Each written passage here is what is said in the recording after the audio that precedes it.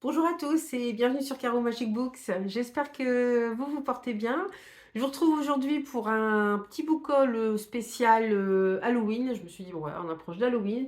Donc, je me suis dit que j'allais vous faire une petite présentation des livres que j'avais dans ma palle qui sont axés plus sur les sorcières, la sorcellerie, peut-être un petit peu qui déborde en dehors du cadre de la sorcellerie. J'ai essayé de pas mettre de livres sur les vampires. Alors, parfois, c'est un peu compliqué quand vous lisez les résumés parce que vous vous dites, ouais, mais ça, c'est, il va juste y avoir des trucs ou que des faillés, ou il va y avoir un peu de vampirisme. Des fois, il peut y avoir sorcières et vampires aussi. C'est pas toujours évident, donc voilà. Je vais essayer de vous faire une sélection vraiment axée plus sur ça. Je pense que la semaine prochaine, je vais vous faire quand même ma pile à lire pour le Black November qui est organisé par Séverine de Il est bien ce livre. Donc là, il s'agit d'un challenge autour des littératures policières, romans noirs, thrillers, voilà. Donc j'ai regardé vite fait les différentes catégories. Ça n'a pas l'air trop compliqué.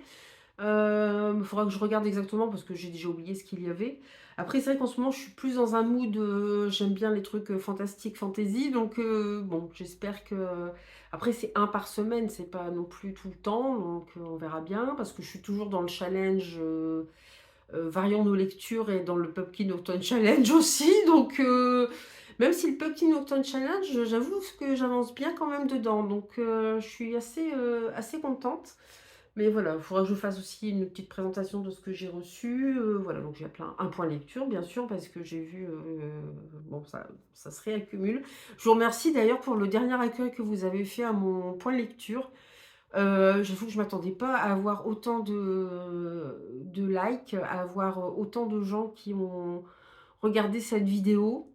En plus, généralement, on dit que les gens préfèrent regarder les book hauls, voilà, les choses comme ça, ou les unboxings. Et là, non, là, c'était vraiment. Cette vidéo a super bien marché. Et je suis vraiment contente, enfin, ça fait vraiment plaisir. Bon, je me dis c'est que je m'améliore un peu dans ma façon de résumer mes livres. Donc, vraiment, merci d'avoir autant participé. Merci pour tous vos likes, pour votre présence.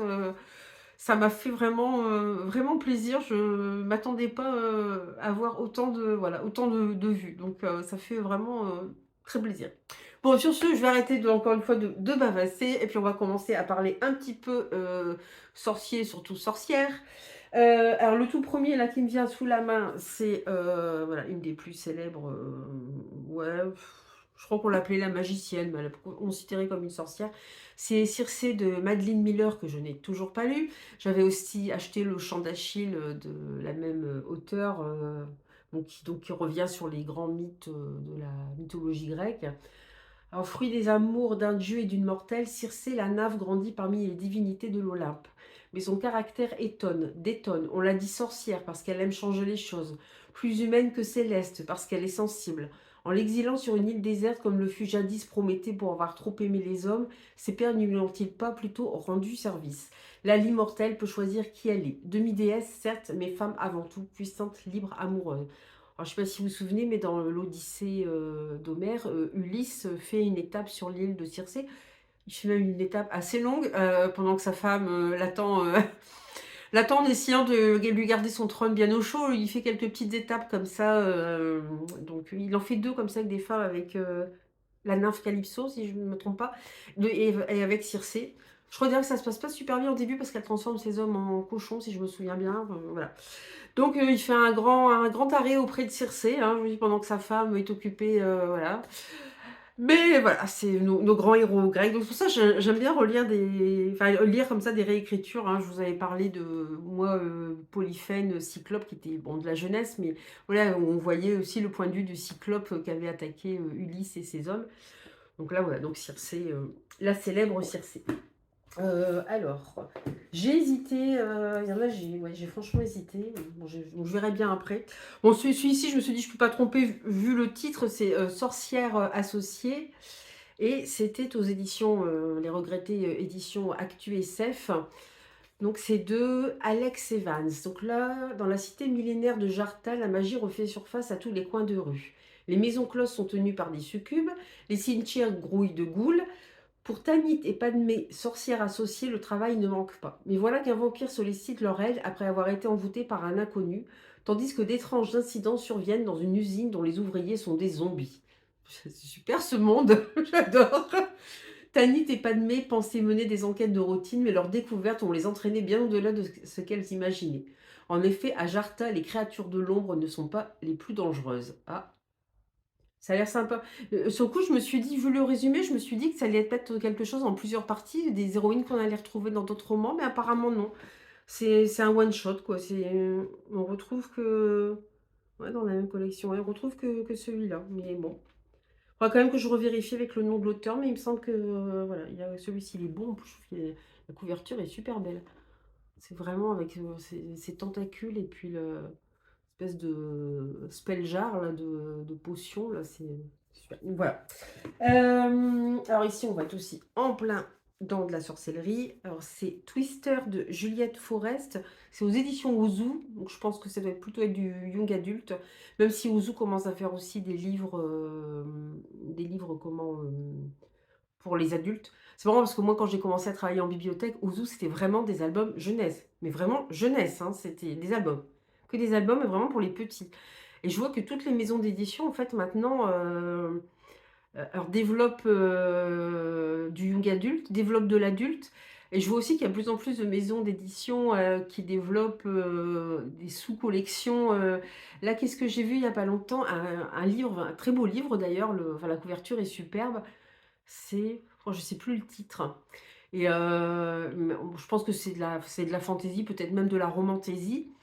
Et c'est les éditions Olympe. J'ai jamais entendu parler de cette maison d'édition. Et en fait, ça appartient au groupe de Noël. Ça appartient à deux groupes en association, de Noël et je sais plus qui. Donc en fait, voilà quoi. C'est pareil, les éditions dont on entend beaucoup parler, les éditions Corrigan qui font beaucoup aussi de romantaisie. Je sais plus à quel groupe elles appartiennent, mais c'est pareil, c'est pas des maisons d'édition indépendantes en fait. Je dis tiens, c'est des nouvelles maisons d'édition, c'est sympa, mais non, en fait, elles appartiennent déjà à des grands groupes qui se lancent dans une catégorie qu'elles n'avaient pas forcément dans leur catalogue. Alors c'est vrai que si de Noël, ils commencent à vous sortir c'est pas vraiment leur style de vous sortir de l'heroic fantasy, de la romantaisie, donc du coup, ils font un label à côté, quoi, c'est bon. Mais c'est pas, je pense que d'un point de vue, communication et voilà et pour attirer les gens, c'est pas stupide, quoi. Je pense que c'est bien pensé. Alors, quand la magie tourbillonne, le danger se rapproche. C'est l'histoire de Twister, une fille tornade, courageuse et libre, d'une sorcière qui vit dans les bois, d'un collier qui peut vous changer en loup, en orage ou en rivière déchaînée, et d'un être maléfique qui ne reculera devant rien pour s'emparer du bijou enchanté. Sorcellerie et péril hante ces pages, suivi de Twister si vous l'osez. Alors, je ne sais pas si c'est elle qui est une sorcière ou quelqu'un d'autre. En fait, ce livre, j'en ai jamais entendu parler. Je l'ai vu en... J'avais un code de réduction sur une des plateformes sur lesquelles je vais pour acheter, plateforme d'occasion sur lesquelles je vais. Je ne sais plus si c'est la bourse au livre ou recycle livre. Et je me suis dit, mais il a l'air pas mal du tout ce livre. Et je ne me rappelle pas en avoir entendu parler. Vous voyez, la couverture est quand même vachement sympa. Donc c'est le coup, j'ai dit, tiens, la couverture est sympa. Puis en lisant le résumé, je me dis, bah ça a l'air très bien ça. Ouais, je pense qu'on est effectivement dans du young adulte parce que c'est écrit assez gros quand même. Mais bon, très sympa. Alors ça, c'est un auteur que j'ai... je ne sais pas si j'ai tous ses livres, mais je ne dois pas en être loin. Que je n'ai toujours pas lu, dont on me dit que... Enfin, dont on parle beaucoup. Enfin, je pense qu'il est connu voilà, au sein de tout ce qui est fantastique, un peu voire étrange, voire décalé. C'est Vincent Tassi, c'est Effroyable porcelaine. Alors j'ai Apostasie, qu'est-ce qu'il a écrit d'autre? Effroyable porcelaine, Comment le dire à la nuit. Euh, Non, il n'y a pas ces autres livres qui sont notés. J'en ai d'autres. Hein. Apostasie, j'aimerais vraiment le lire. Et Apostasie, je l'ai acheté d'occasion. Et en fait, c'est aux éditions du Chat Noir. Ils ont une petite collection comme ça. J'avais rencontré un des éditeurs, Mathieu Guibé, celui qui a écrit Ashes Falling for the Sky, dont on a beaucoup parlé ces derniers temps. Donc il écrit pour d'autres maisons d'édition aussi. D'ailleurs, les auteurs du Chat Noir, des éditions du Chat Noir, écrivent pour d'autres maisons d'édition. Mais ils ont un catalogue à tomber. Moi, j'avais acheté plein de livres quand je les ai rencontrés au Salon du Livre à Arras, parce qu'ils ont des trucs vraiment super tentants. Et ils ont une petite collection comme ça de livres assez petits, voilà, une petite collection à part. Je ne sais pas si c'est vraiment pour les oui, bon, on va pas faire ça à des enfants, hein, clairement, mais voilà. Mais du coup, oui, Vincent Tassi, et ils ont ressorti Apostasie. En fait, ils ont fait une campagne Ulule en ressortant Apostasie en version reliée collector, je me suis dit: «Non, je vais pas me laisser tenter, ça coûte cher». Je faisais pas de trucs Ulule du tout, je crois, à cette époque-là. Là, je m'y suis mise un peu plus, donc et j'ai franchement, quand j'ai vu le livre, j'ai eu un regret. Alors je pense qu'il est peut-être encore achetable, je ne sais pas s'il existe toujours. Mais bon, maintenant je l'ai en version normale, je vais pas le racheter encore une fois, voilà. Et puis je l'ai pas lu, si ça se trouve je vais pas aimer, donc on ne sait jamais, dans le doute. Donc pour revenir à Effroyable porcelaine, nous suivons Sibylle Delombre, une collégienne ordinaire. Enfin, si l'on considère qu'il est ordinaire de décorer sa chambre avec des ossements, des peluches chauves-souris, des schémas de dissection et des grimoires. Oui, Sibylle aime bien l'étrange et le mystère. Ainsi, elle a de quoi se réjouir lorsque sa mère lui propose de l'accompagner pour débarrasser un vieux château. Encore ce trope du vieux château, j'adore, j'adore. Mais tous les objets bizarres qu'elle rêvait d'y découvrir ne sont rien en comparaison de la splendide poupée en robe noire, aux cheveux argentés comme un clair de lune, qu'elle trouve dans une chambre et qu'elle s'approprie aussitôt, séduite par sa beauté vénéneuse. Je suppose que c'est cette superbe illustration qu'on voit ici, cette espèce de poupée effroyable porcelaine. Et si les cauchemars qui se mettent alors à hanter les nuits de Sibylle avaient un lien avec elle? Et si cette poupée aux yeux violets, au regard aussi triste que cruel, n'était pas inoffensive? Quel terrible secret renferme l'effroyable porcelaine? La couverture, elle est super belle. Et elles sont toutes un peu pour cette collection. Je ne sais pas si cette collection porte un nom, mais Chaton hanté, ça s'appelle. Les chatons. Donc je pense que c'est pour les plus jeunes. Je vous dis, mes enfants, ils ont 9 ans, je vais pas leur faire lire ça, par exemple. Mais ouais, je pense que c'est le côté young adulte, mais je trouve que c'est super bien fait. Ils ont une charte graphique qui est quand même vachement sympa, les éditions du Chat Noir. Et j'en ai un autre qui s'appelle Nixie Turner. C'est une série aussi où on retrouve la même héroïne, Nixie Turner. Mais j'ai le tome 3, j'ai pas le 1 et le 2. Donc pour l'instant, j'attends pour trouver le 1 et le 2. Mais je trouve que voilà, ils sont super beaux. Là, je vais passer à une bande dessinée. Alors, ce serait bien si je pouvais retrouver le tome 2 dans la foulée. Alors, j'ai lu le tome 1. J'avoue que j'hésite un petit peu. Ça me fait penser d'ailleurs que j'avais une autre bande dessinée. Oh, j'avais deux autres bandes dessinées qui étaient aussi un peu dans ce thème sorcellerie. Bon, bref, on va parler déjà de ces deux-là. C'est Equinox, alors le tome 1 et le tome 2. Je pense que le tome 3 est déjà sorti, peut-être même le 4. Alors, c'est de Aurélie Wellenstein, que vous connaissez sûrement, hein, qui a écrit beaucoup de romans. Dans le dernier, c'est L'épée, la famine et la peste. J'ai lu le tome 1, mais pas encore le 2. Et au dessin, c'est Aurora Gates. Voilà, donc vous savez, moi j'aime bien ce genre de dessin. On est dans un monde, un univers féerique en fait, où les jeunes filles que l'on voit ici peuvent se transformer en cheval. Elles vivent dans un monde qui est régi par la lune. Et selon, je ne sais plus à quel moment, c'est quand la lune est pleine, je pense qu'ils peuvent se transformer. Sauf qu'il y a malheureusement enfin dans le premier tome, alors je sais pas, je vais peut-être vous lire la quatrième de couverture parce que je ne voudrais pas vous spoiler. Sur Equinox, à la pleine lune, tous les humains se changent en animaux. Camara, Eline, Soalia et Céliane, je vais en prendre qu'un seul, c'est aussi lourd, sont des adolescentes inséparables, de vraies sœurs de cœur. À la pleine lune, elles se métamorphosent en chevaux fantastiques. Cheval étoilé, cheval taureau, cheval ailé et licorne fleurie, elles sont fortes, libres et sauvages. Jusqu'un jour où la lune, victime d'une collision céleste, éclate en 1000 morceaux. La catastrophe est terrible pour Equinox, le climat se dérègle, les gens terrifiés deviennent dangereux, les transformations oscillent entre l'humain et l'animal. Que peuvent faire Camara et ses sœurs pour sauver ce monde qui s'effondre? Voilà, j'ai bien aimé les dessins. L'histoire, je me suis demandé un peu où est-ce qu'elle m'emmenait. Parce on va parler aussi, voilà, elles ont une grande prêtresse et tout. Alors ce que j'aime bien, c'est qu'entre deux, vous avez des descriptions de chaque cheval magique en fait. Et ça, c'est super sympa. Et voilà, en fait, oui, leur monde va quasiment imploser avec la Lune qui est frappée par cette comète. Et ça va entraîner des conséquences quand même assez graves. Je ne sais pas ce qui va se passer parce qu'on va suivre, alors je ne sais plus son nom, cette héroïne-ci en particulier. Je ne sais pas ce que vont devenir ses amis. Voilà, donc j'ai hâte de lire le tome 2, voilà, qui s'appelle Cheval de mer, mais je pense que le tome 3 doit déjà être sorti. Donc par contre, je vais pas vous lire le résumé parce que ça va spoiler. Parce que la fin du tome 1 est très étonnante. Je ne m'attendais pas à ça. J'ai depuis un moment dans ma wishlist, dans ma palle, le Jardin des Fées. Alors, vous allez me dire, ouais, j'ai pris ça, c'est des fées, c'est pas des sorcières. C'est vrai que j'y ai pas pensé, mais je me dis, ah ouais, mais il va rentrer dedans, mais c'est des fées, c'est pas des sorcières. Donc le tome 1, c'est Bergère des Fées. Alors c'est de Holouette et Moretti. Sur les BD, ils mettent jamais les prénoms des... Audrey Hollouette et Nora Moretti. En plus, c'est bien, c'est des femmes. Dans un univers de BD, c'est... Il y en a de plus en plus, mais quand même. Moi, quand j'ai démarré en bibliothèque, tout ça, il n'y en a pas tant que ça, des femmes auteurs de BD. C'est aux éditions Dracou. Donc là, règle numéro 1, le berger doit garder secrète l'existence des fées. Règle numéro 2, jamais il n'exigera de vœux, car chaque vœu tue la fée qu'il exauce. Règle numéro 3, il leur fournira des fleurs pour qu'elles conçoivent le miel qui soigne tous les maux. Règle numéro 4, pour cela, il ira sur les routes et un jour, il leur trouvera enfin un jardin.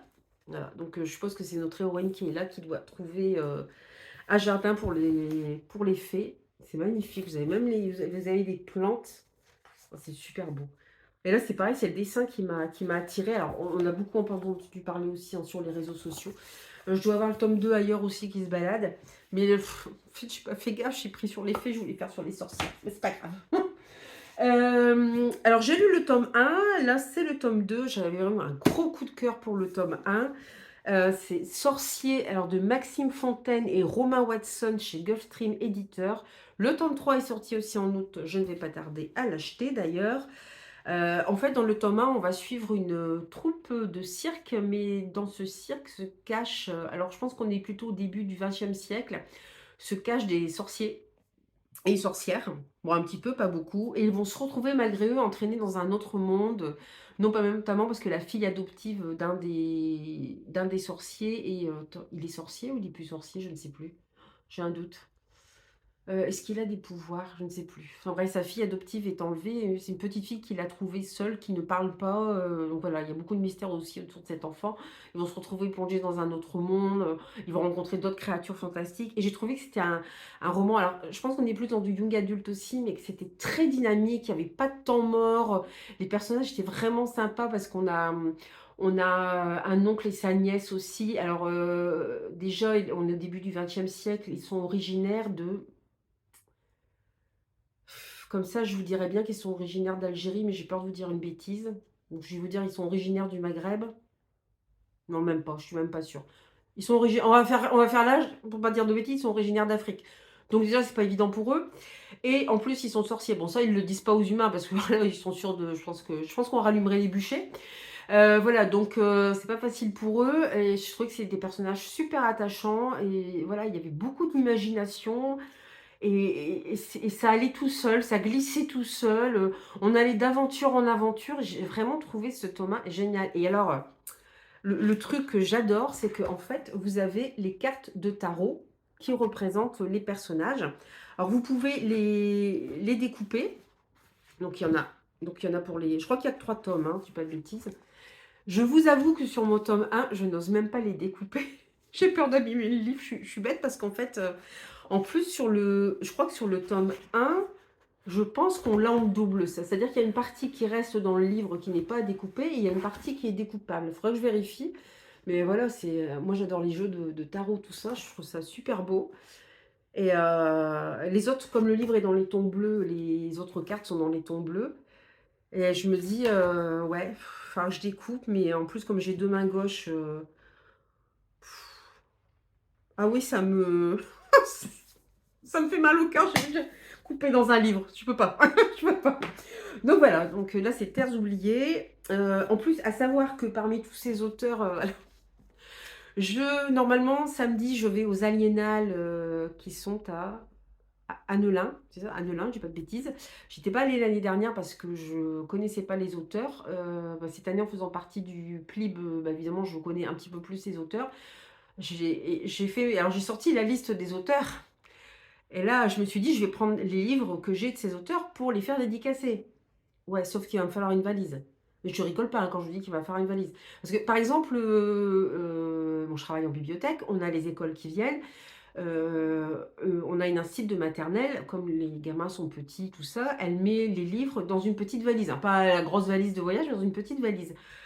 Bah, je me dis: «En fait, il me faudrait la même chose» parce que, mais j'en ai trop, j'en ai plein, et puis il y en a, c'est des tomes 1, des tomes 2, des tomes, voilà, et il y en a dans l'eau que j'ai pas lu, il y en a, j'ai même pas lu le tome 1, donc ça fait un peu suer. Donc notamment, là, il y aura, alors je sais plus si c'est Maxime Fontaine ou Romain Watson qui sera, je crois que c'est Maxime Fontaine. Il y aura pas les 2 auteurs, mais bon, mais je me dis: «Mais alors», sur le coup, j'étais partie, j'ai commencé à rassembler mes livres, je me suis dit: «Mais non, c'est pas possible, tu vas traîner ça, au moins tout l'après-midi», parce que le matin, à mon avis, je vais pas pouvoir y aller.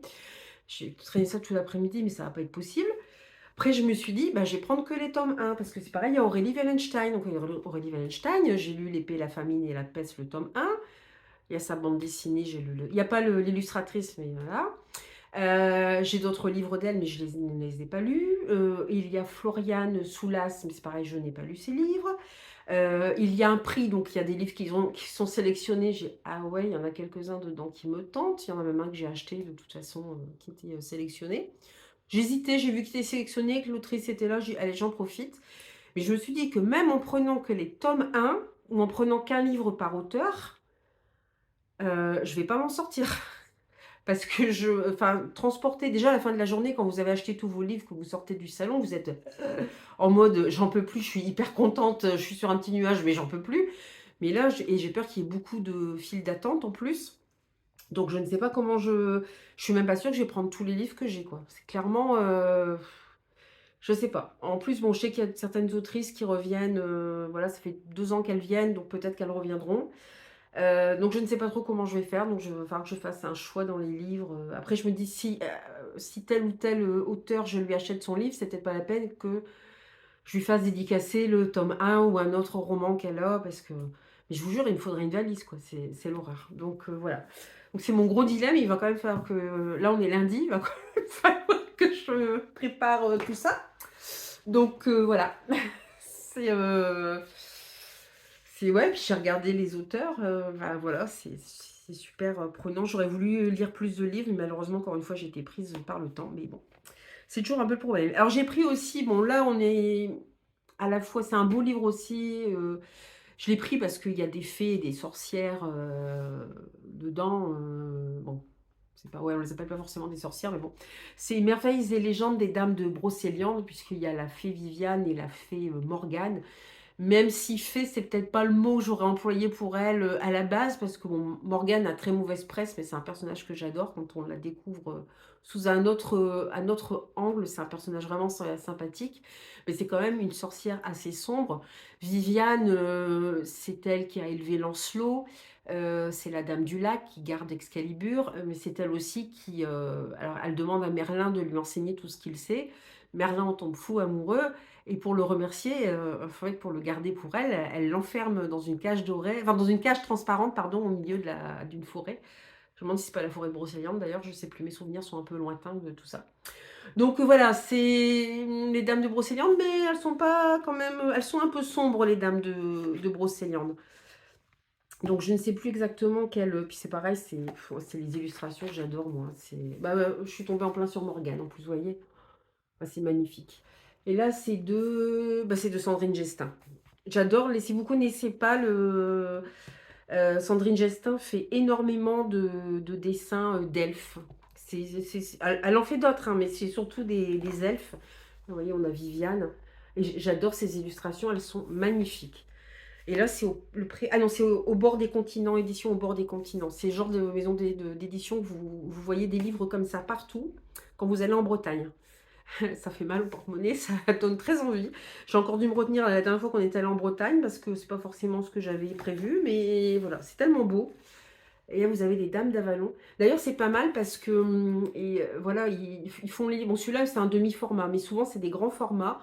Et là, j'ai vu, ils ont sorti des petits formats. Du coup, ça coûte. Alors, vous avez toujours les mêmes illustrations, le même texte, c'est plus petit, mais c'est aussi moins cher. Donc, je me dis, c'est aussi plus abordable. Moi, j'avoue que j'ai lorgné un petit peu dessus parce que je me dis, dans le fond, c'est un petit peu moins cher. Et ceux qui me plaisaient le plus, je les ai déjà achetés. Donc, bon, pourquoi pas.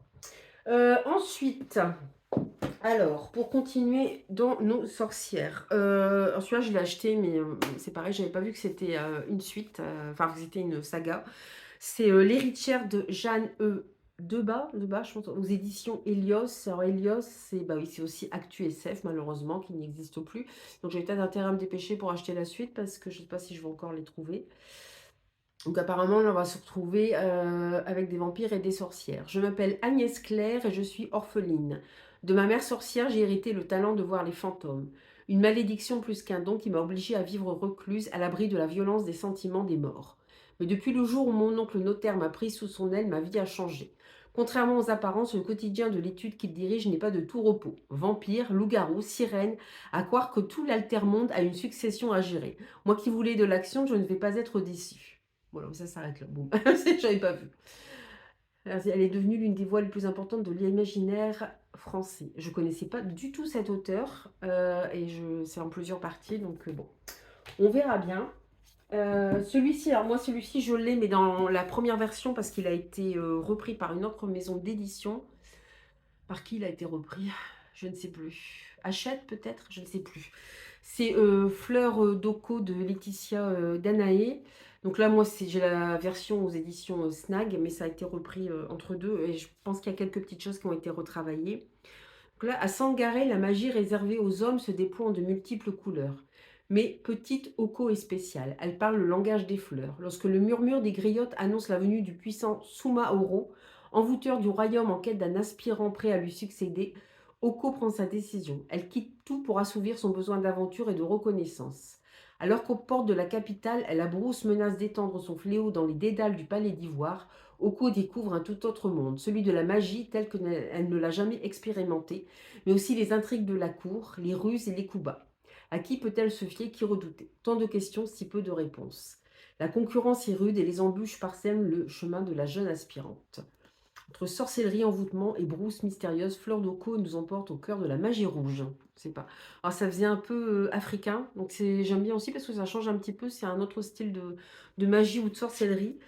Et sur certains, je me demande si sur enfin, il me semble que j'ai vu quelque part que c'était marqué tome 1. Alors je ne sais pas si ça va être en plusieurs parties ou pas. Je vous avoue que je préférais que ce soit en une seule partie parce que je commence à en avoir un paquet. Alors en parlant de sorcières, alors petite entorse, ce n'est pas que des sorcières, mais surtout à la base des vampires. Je vais vous enlever le bandeau là qui nous casse les pieds. Que j'ai acheté l'année dernière, je ne vous ai pas encore présenté, je viens d'acheter le second tome. En grande fan, je ne pouvais pas passer à côté. Il s'agit de À chaque génération de Kendar Black, donc c'est la suite de Buffy contre les vampires. Enfin, oui, c'est en quelque sorte une suite, on retrouve Buffy des années plus tard. C'est aux éditions Hachette Heroes. D'ailleurs, ils viennent de sortir un tarot Hachette Heroes sur Buffy. Ils sortent des tarots, ils ont sorti un tarot sur Jane Austen, dans un tout autre genre. Moi j'adore Jane Austen, alors ils ont sorti un tarot pop culture, dont on retrouve d'ailleurs certains personnages de Buffy, évidemment, qui sont super, enfin, sont super beaux. Alors quand vous aimez voilà, la pop culture, vous avez très envie voilà, d'avoir ces tarots, mais bon, on ne peut pas tout acheter. Alors, Frankie, la tueuse de vampires. Bien avant la naissance de Frankie Rosenberg, vous voyez, Rosenberg, voilà, je pense qu'on va suivre, si j'ai bien compris, la fille de Willow. C'est pour ça que je l'ai pris, parce que comme Willow est la sorcière dans Buffy contre les vampires, je me suis dit que ça allait rentrer dans le thème. Sa mère Willow, sa tante Buffy et le Scooby Gang, premier du nom, ont détruit la bouche de l'enfer et sauvé le monde de la force. J'espère que vous avez vu Buffy contre les vampires. Sinon, je vous invite fortement à aller voir cette super série. Alors, ça a peut-être vieilli par certains côtés parce que ça date quand même de la fin des années 90, mais c'est une série génialissime. Bon, vous êtes signalé pas, j'espère que je vais pas vous spoiler. Aujourd'hui, la vie suit paisiblement son cours à New Sunnydale. Frankie s'efforce simplement de survivre à l'année scolaire dans son lycée flambant neuf et de mettre ses pouvoirs magiques naissants à profit pour rendre le monde meilleur. Mais son univers se retrouve sans dessus-dessous lorsque les tueuses sont la cible d'une attaque meurtrière qui plonge l'avenir de la lignée dans l'incertitude. C'est alors que Frankie se découvre une force insoupçonnée. Je vais peut-être m'arrêter là pour pas trop en dire. Donc c'est vrai qu'à la fin de la dernière saison de Buffy contre les vampires, la ville de Sunnydale où ils vivent est complètement détruite. Il y a eu ensuite une sorte de suite faite par le biais de comics. Enfin, il faudrait que je regarde d'ailleurs pour les acheter parce que j'ai Ah, ça m'a fait mal au cœur. En fait, quand la série s'est arrêtée, j'aimais tellement cette série et ils ont sorti les comics après. Il y a eu Angel aussi qui est un spin-off de Buffy. J'ai beaucoup aimé la série aussi. Ils ont aussi fait des comics, mais la dernière fois que j'avais regardé, c'était pas traduit en français. Mais les comics avec Buffy sont traduits en français. C'est vraiment une continuation de la série. Là, voilà, on va se retrouver avec la fille de Willow, hein, donc qui est une des grandes, la meilleure amie de Buffy. Donc voilà, j'ai hâte de les lire. J'ai acheté le tome 2, j'ai toujours pas lu le tome 1, mais on y croit. Donc c'est pour ça que je l'ai pris, parce que je dis, ouais, certes, on va parler, parce que la tueuse, si vous ne connaissez pas Buffy contre les vampires, à chaque génération, d'où le titre, à chaque génération, apparaît une tueuse.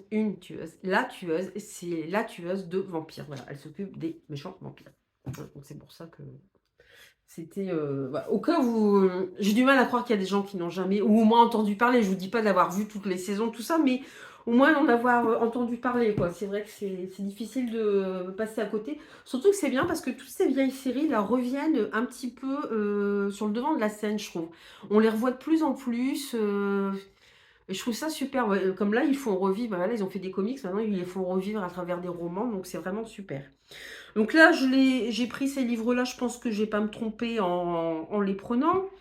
Alors par contre, je ne sais plus dans quel ordre ils sont. C'est Witchfall, il y a Witchsong et Witchborn. Alors je ne sais plus lequel est le premier. En plus, il y a de la poussière dessus, on va dire à force de rester là, évidemment. Alors, lequel est le premier? Aucune idée. C'est aux éditions Lumen et c'est de Amber Argyll. Alors j'ai acheté les trois, hein. Chaque fois je fais ça, mais alors, si j'aime pas, je suis bien, quoi. Est-ce que ce serait celui-ci le premier? Et l'auteur de... Après Witch Song, elle est... Donc je pense que c'est celui-ci le premier, Witch Song, effectivement. Les couvertures sont en peau de pêche, elles sont super agréables. La chasse aux sorcières est ouverte. Dans les profondeurs de la forêt, à l'abri de la haine des habitants du village voisin, Bruzena mène une existence paisible aux côtés de sa mère. Elle sait simplement qu'elle est une sorcière, une des gardiennes de la nature qui contrôle les éléments par la force de leur chant. Quand un matin, sa mère l'abandonne pour aller combattre un ennemi dont elle ignore tout, le monde de Bruzena bascule. Jeune et sans expérience, elle se retrouve seule dans un pays ravagé par la sécheresse où se lève le vent de la guerre. Je vais peut-être m'arrêter là parce que l'humaine, non, c'est pas l'humaine. Je sais jamais si c'est l'humaine ou Plume Blanche, mais il y a une maison d'édition. Les quatrièmes de couverture, vous avez quasiment la moitié, voire plus que la moitié du livre qui est résumé. Donc je vais m'arrêter là. On va juste se dire qu'on vit dans un monde où les hommes n'aiment pas les sorcières, voilà. Enfin, les humains n'aiment pas les sorcières et que voilà, on va suivre cette jeune fille, Bruzena. Donc voilà, donc j'ai les trois. Je suis super contente d'avoir les trois. Alors là, c'est pareil, je me suis dit, bon, après, c'est pas forcément. J'ai pas relu. J'espère que c'est bien sur les sorcières parce que. Ouais. Les héritiers de Salem, parce que c'est vrai que par exemple, Salem de Stephen King, on parle plus de vampirisme. Là, je ne sais pas. Je n'ai pas relu le résumé. Alors, c'est de Émilie Bonnet, c'est aux éditions Nouvelle Plume. Alors, à la suite de la mystérieuse disparition de leurs parents, Serena et ses deux frères s'installent à Salem, leur ville natale, auprès de leur tante Monica. Surprise du prestige du manoir familial de Welling Hill, Serena comprend rapidement que l'évocation de sa famille, l'une des plus anciennes du pays, inspire autant de respect que de crainte. Bientôt des phénomènes étranges se multiplient autour de l'adolescente. Une silhouette ornée d'une tête de porc entre aperçue un soir de fête. Un rêve sanglant qui se révèle prémonitoire. Un colis tout aussi morbide. Quel secret lui cache Salem? Serena est-elle en danger? Dans sa quête de vérité, elle peut heureusement compter sur ses frères et ses nouveaux amis, notamment Julian, un garçon charismatique qui l'intrigue et la fascine. Voilà, donc Salem, évidemment, la ville des sorcières, même si c'était une vaste fumisterie et qu'il n'y a jamais eu de sorcière à Salem, mais c'est resté dans l'imaginaire collectif en fait, hein, Salem. J'aime bien la couverture, elle est super belle en plus. Je dirais que ça a été brûlé ou arraché, enfin c'est doré, mais je trouvais que c'était super beau. Hop, alors j'essaie de, parce que je refais un autre tri en fait, je fais un double tri. Celui-ci, bon, vu le titre, enfin, ça peut parler que de sorcellerie. Et c'est encore une fois aux éditions du Chat Noir. Je ne le fais pas exprès quand je vous dis que je suis attirée par leur catalogue. C'est Water Witch de Alex Bell, donc aux éditions du Chat Noir. Donc Water Witch, hein, witch ça veut dire sorcière, donc c'était compliqué de... Enfin, alors, c'était pas compliqué de le mettre dans la liste. Alors, certaines malédictions deviennent de plus en plus puissantes avec le temps. Suite à un accident, Emma a perdu l'usage de ses jambes. 7 ans plus tard, l'adolescente revient sur les lieux du drame, l'auberge familiale du Water Witch, gérée par sa grand-mère mourante. Ce bâtiment a été construit avec le bois d'une épave, celle d'un navire au passé trouble, maudit, raconte la légende. Parmi les sombres secrets qui hantent l'auberge se cachent les fantômes du passé. Ah ça, c'est sympa. Je me souvenais plus, hein, parce que c'est des livres des fois que j'ai depuis un moment et j'adore la couverture aussi, on la voit là, avec les corbeaux dans l'eau, c'est avec les cheveux qui recouvrent le visage. Il est assez court comme roman, hein.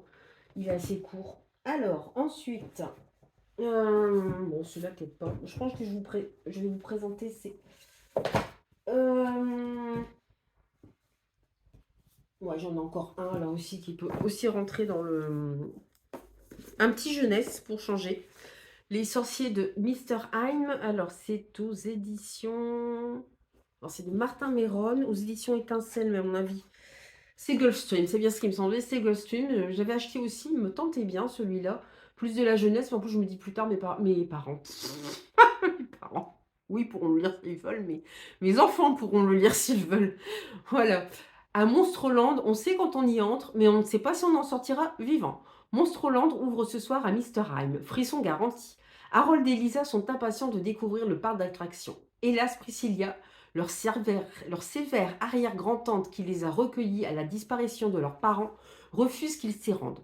Peu importe, les jumeaux bravent l'interdit pour passer la meilleure soirée de leur vie. Mais une force mystérieuse semble avoir envoûté les visiteurs. Issus d'une famille de sorciers, Harold et Lisa parviendront-ils à déjouer cette malédiction grâce à leur pouvoir magique? C'est sympa ça. Étincelle fantastique, ça s'appelle la collection. Même l'arrière est sympa là. Vous avez une espèce de gnome avec le grimoire. En fait, ça ressemble à un parc d'attractions. Je le trouve super beau en plus. Je me dis, tiens, ce sera des livres que je pourrais lire plus tard avec mes enfants. Alors, pour finir, j'ai pris aussi The Wicked Deep. Donc, évidemment, on va aussi parler de sorcières. La malédiction des Swan Sisters. Alors, c'est de Shea Earnshaw aux éditions Rajo. Je me demande si elle vient pas de sortir un nouveau livre, Shea Earnshaw. J'ai un doute. Il me semble l'avoir vu en librairie, mais j'ai un doute.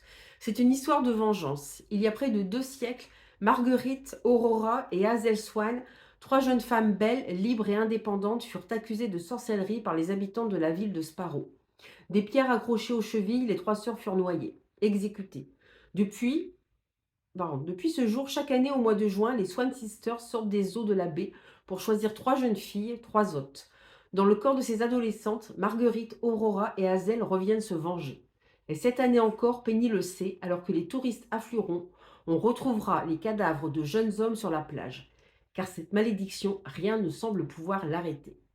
Ça a l'air sympa, comme j'ai entendu parler sur YouTube de ce livre et me tente bien. Je pense qu'on est un peu aussi, on doit être à la limite du young adulte pour ce roman. Il est super beau, il y a même un, hop, faut que je perde mon livre, un pentacle là, j'aime beaucoup avec la demi-lune, le croissant de lune, pardon, pas la demi-lune, croissant de lune, j'aime beaucoup ça fait très épuré, très simple, mais c'est pas mal fait avec le corbeau et tout. C'est génial. Alors celui-ci, évidemment, c'est dans ma sélection des contes interdits. Parce que je crois que je les ai peut-être pas tous, mais j'en ai quand même énormément. J'ai dû en lire un ou deux. J'en ai lu un sur deux, je crois. Alors j'en ai, je les ai quasiment tous, voire tous. Voilà, oui, donc les contes interdits. Donc évidemment, je ne pouvais pas passer à côté de Baba Yaga. Alors là, c'est de Dominique Bellavance. Alors maintenant, c'est aux éditions Contredire. Au départ, c'était édité par une maison d'édition québécoise, Ada. Donc je ne sais pas s'ils ont revendu leurs droits pour la France. Je pense qu'eux continuent à en sortir parce que maintenant il y a c'est plus les contes interdits, c'est-à-dire qu'ils reprennent plus des contes connus, mais ils reprennent, c'est marqué dans l'univers des contes interdits. Donc on retrouve des personnages qui étaient dans les contes interdits. Enfin, c'est un jeu sans fin. Puis il faut savoir qu'à la base, c'est des livres qui coûtaient 10 euros. Maintenant, ils sont à 14,90. Donc ça fait un petit peu plus mal, quoi, déjà. Il y en a beaucoup. Elles sont peut-être un peu plus épais. C'est les éditions Contredire. C'est peut-être plus très... Parce que je crois qu'il n'y avait pas ça dans les premiers. Vous voyez, c'est... Faudrait que je... il y a une liste là. Enfin, il n'y a pas tout là, à mon avis. Hein. Il n'y a pas tout. Les premiers, je ne suis pas sûre que ça pouvait se... Je pense que voilà, il y a un travail éditorial qui a été fait. Mais bon, quand même. Donc, il faut savoir qu'ils reprennent les contes interdits de façon contemporaine. Attention, c'est pour public averti. Hein. C'est bien noté pour public averti. À l'intérieur, alors sur les éditions Ada, c'était même marqué interdit aux moins de 18 ans. Enfin, vous aviez des trigger warnings partout. Hein. Donc, faites bien attention parce qu'il y a eu un gros problème avec les contes interdits. C'est-à-dire qu'au tout début où ils ont lancé cette collection est sorti Hansel et Gretel. et une institutrice a accusé l'auteur et l'éditeur, d'avoir fait l'apologie de la pédophilie, en fait, hein, parce que c'est vrai qu'Hansel et Gretel, ce sont des enfants. Je l'ai pas lu, bah, franchement, moi, j'avais pas envie de le lire. Je crois que j'ai lu, Réponse aux boucles d'or, je sais plus. Mais voilà, on était déjà sur des personnages un petit peu plus âgés. Hansel et Gretel, je me suis dit: «Ah, ça va toucher à des enfants». Moi, ça c'est le truc qui me rebute. C'est, voilà, j'aime pas. Et il y a eu toute cette histoire qui a été, voilà, qui a fait vraiment un scandale, enfin, du moins dans le monde de la littérature, au Québec. L'éditeur et l'auteur, j'arrive plus à retrouver son nom, je sais plus. Il est peut-être noté là d'ailleurs, ah, on voit pas Hansel et Gretel. Je sais plus. Est-ce qu'il en a écrit d'autres, hein? Ils se sont quand même retrouvés en garde à vue, donc ça allait très loin. Bon, pour finir, ils sont passés en jugement, ils ont été acquittés. On a dit: «Bah non, c'est pas voilà, c'était pas, l'apologie de la pédophilie». Ce qui fait que du coup, alors évidemment, bêtement, ça m'a donné envie de lire le livre pour me faire ma propre idée. Je l'ai pas lu, je ne l'ai pas d'ailleurs ce livre, mais j'avoue que j'ai hésité à l'acheter parce que du coup, il est ressorti, mais il est ressorti beaucoup plus cher. Je crois qu'il était à près de 20 € quand même. Alors ils avaient retravaillé la couverture, je crois qu'elle était en hardback et tout, mais du coup, voilà, enfin toute cette histoire a entraîné, voilà, des choses graves en même temps alors sur la un peu la liberté d'écriture, mais en même temps sur, quelles sont les limites, voilà, à ne pas franchir quand on parle, d'enfants, dans de la littérature d'horreur, ou de la littérature tout court. Enfin, à la limite, quand c'est de la littérature blanche ou un témoignage, voilà, vous savez où vous allez. Là, on vous dit que c'est enfin, en même temps, c'est marqué, voilà, moins de 18 ans, mais après, c'était peut-être pas forcément noté. Enfin, moi, je vous dis spontanément, j'y serais pas allée parce que je savais que ça allait toucher à des enfants et je voulais pas. Mais du coup, ça a attisé ma curiosité. Je serais curieuse de le lire pour voir vraiment ce qu'il y a dans ce livre. Voilà, c'est le seul qui a vraiment fait, après les autres n'ont pas fait scandale. L'auteur réécrit maintenant, voilà, et puis du coup, bah, je pense que ça fait un gros coup de pub, en fait, aux contes interdits. Ils en sortent encore, je vous dis, puis ils en sortent maintenant dans le monde des contes interdits, donc enfin, ça devient un jeu sans fin. Donc ça, c'est un des derniers, un Baba Yaga. Ouais, vous voyez, c'est noté moins de 18 ans, hein, tout petit. Mais sur les éditions Ada, c'était marqué encore plus grand que ça. Oui, février 2023, donc il est vraiment très récent. Je sais que j'en ai acheté plusieurs, parce que des fois, ils en sortent deux, trois en même temps. Voilà, donc là, alors souvent, donc voilà, je dis, ils retransposent, les contes qu'on connaît, dans une époque, moderne, enfin, notre époque. Là, on a un entrepreneur dévoré par les ténèbres, à la recherche d'une lumière pour lancer son projet. Une femme d'affaires déterminée à obtenir l'objet de ses désirs. Trois cavaliers s'abreuvant de la misère humaine. Un repère secret où la mort se vend au prix du marché. Parfois sorcière, parfois ogresse, mais habitant toujours sa singulière hutte à pattes de poule, pardon, Baba Yaga apparaît dans de nombreux contes russes. Cette histoire a inspiré de Vassilissa la Belle du folkloriste Alexandre, attention c'est un nom russe, Afanassiev, nous emmène devant cette femme mythique à l'ombre de la frontière entre les royaumes des vivants et des morts. Et donc Baba Yaga, si vous ne connaissez pas, c'est la sorcière la plus connue du folklore russe. On connaît peu de choses du folklore russe et c'est vraiment la sorcière la plus connue. Et effectivement, elle a cette particularité, c'est-à-dire qu'elle habite une cabane qui est montée sur des pattes de poulet. Donc comme ça, elle peut bouger quand elle veut avec sa cabane. Et par contre, moi, je connais pas du tout l'histoire. J'en ai entendu parler. L'histoire de Vassilissa la Belle, qui est apparemment une jeune femme qui va aller combattre cette terrible Baba Yaga. On la retrouve d'ailleurs si vous connaissez la série de romans graphiques Fable, où on retrouve tous les personnages de contes. C'est pareil, c'est pour adultes, hein.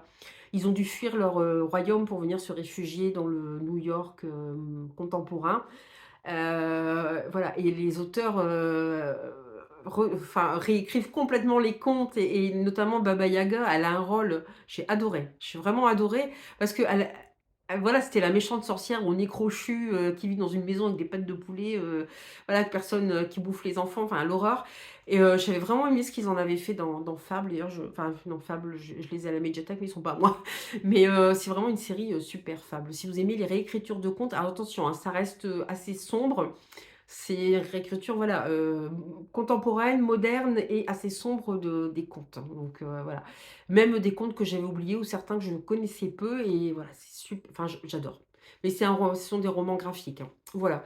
Donc je pense que je vais m'arrêter là parce qu'encore une fois, j'attrape des vidéos qui sont jamais loin des 50 minutes. Je vous ai pas tout présenté, mais les autres, je suis pas sûre, voilà, Pas sûr que ce soit à 100 du sorcière, donc on verra pour la magie. Donc je pense que la semaine prochaine, je vous retrouverai quand même pour vous présenter ma pile à lire pour le Black November et après pour vous refaire un point lecture parce que je vais encore j'étais en train de rattraper mon retard sur les points lecture et là je vais encore devoir m'amuser, je le sens, mais bon, c'est pas grave. Voilà. Sur ce, je vous laisse. J'espère que vous allez bien, hein, que vous vous portez bien, que tout va bien, que voilà. C'est vrai qu'il y a des moments. Bon voilà, enfin, pour faire simple, moi j'habite près d'Arras, donc comme vous avez dû l'entendre aux infos, il y a eu un terrible drame. Donc c'est vrai que c'est des moments pas faciles parce que vous finissez par vivre quand même dans un sentiment d'insécurité. Donc c'est pas toujours évident. Et c'est vrai qu'on a peur pour ses enfants aussi. On finit par avoir peur pour eux. Mais bon, ça, je pense que c'est comme tout parent. Donc heureusement, il nous reste toujours, il nous reste toujours voilà, la lecture pour nous aider à nous échapper de tout ça et à penser à autre chose et à, voilà, à se faire du bien, à s'évader tout simplement. Moi j'avoue que sans la littérature, voilà, je ne sais pas où je serais. Je ne sais pas où je serais. Voilà, donc je vous laisse en espérant vraiment que vous allez très bien, que tout se passe bien pour vous. Voilà, vous allez passer une bonne fête d'Halloween ou pas. Préparez vos bonbons pour les enfants qui viendraient demander. Ça me fait penser que j'ai pas préparé les miens. Le problème, c'est que si j'achète des bonbons, c'est les miens qui se précipitent dessus. Là, j'ai reçu un colis, j'avais gagné deux livres pour un concours. Il y avait deux, en plus c'était sympa, il y avait deux paquets de bonbons. J'ai pas eu le temps de prendre la photo avec les paquets de bonbons. Les bonbons étaient déjà dans les mains, en train d'être mangés. Ils ont quand même patienté 2 heures, hein. J'aurais dû prendre la photo tout de suite. Mais voilà, enfin, c'est des. Pour le c'est bien, deux paquets, c'était impeccable parce que des fois il y a un paquet de bonbons, alors je vous dis pas la tête. Mais bon, là c'était super, donc voilà. Ils ont eu chacun leur petit paquet de bonbons, donc ça fait toujours plaisir. Et puis ça vous évite à vous de les manger, qui est pas plus mal. Voilà, je vous laisse ici. Je vous embrasse bien fort en vous souhaitant plein de bonnes et de belles choses et puis surtout de belles aventures livresques comme d'habitude. Et on se retrouve la semaine prochaine. À bientôt, bye bye.